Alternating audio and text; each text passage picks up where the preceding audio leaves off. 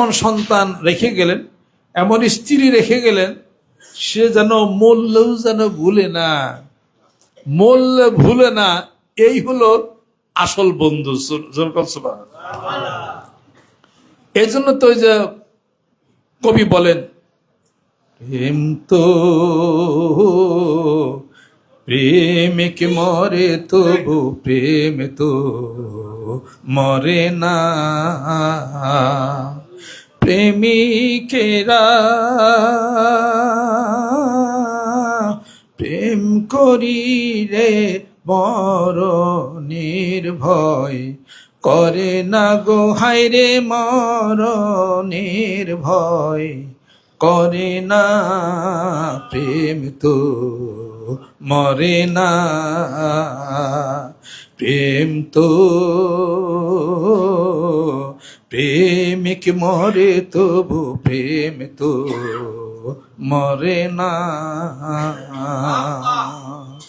মূল্যেও যেন প্রেম ঠিক থাকে, এই জগতে ওই জগতে, এই জগতে ওই জগৎ। তুমি তাকে পাবে, এটা তো নাও হতে পারে, কিন্তু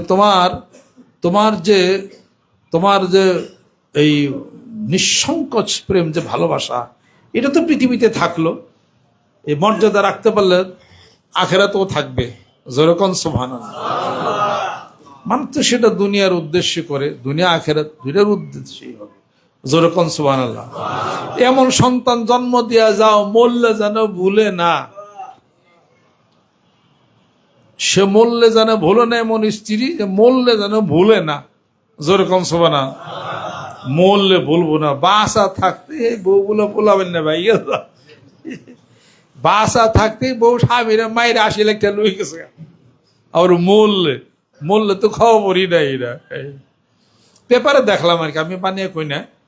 একজন ওই যে জমি বিক্রি করছে 80 লাখ টাকা, পর তার স্ত্রী আবার আরেকজনের সাথে একটা ভাব ছিল, তারে ডাক দেয় না ঘরে, পরে স্বামীরে গলায় গামছা দিয়ে পেঁচাইয়া মাইরা 80 লাখ টাকা নিয়ে প্রেমিকের সাথে নেওয়া দেওয়া হয়ে গেছে। এই মেয়া বুঝি স্বামীরে মূল্য ভুলবো না নাকি? জীবিত থাকতে তো ভুলে গেছে গা, খুনি। বন্ধু পাওয়া খুব কষ্ট। ভালো বন্ধু যদি হয়, গোটা বিশ্ব পৃথিবী যদি এক পাল্লায় দেওয়া হয়, একটা ভালো বন্ধুর আরেক পাল্লা দিলে ওই পাল্লাটা ভারী হয়ে যাবে। এমন মানুষের সাথে প্রেম করো যে তোমার মৃত্যুর পরও তোমাকে যেন ভুলো না, সে যেন মনেই তোমাকে রাখে। এজন প্রেম ভালোবাসার মধ্যে স্বার্থ আসলে ওটা বেশি টিকে না। হ্যাঁ, স্বার্থের আঘাত হলে স্বার্থের দেওয়াল ভেঙে যাবে। কোন প্রকার স্বার্থ যারা যেটা হয়, ওই দেওয়াল তো বনিয়ানুম মারসুস, সীসা ঢালা প্রাচীরের মতো, ওটা আর ভাঙবে না। যেরকম সুবহানাল্লাহ।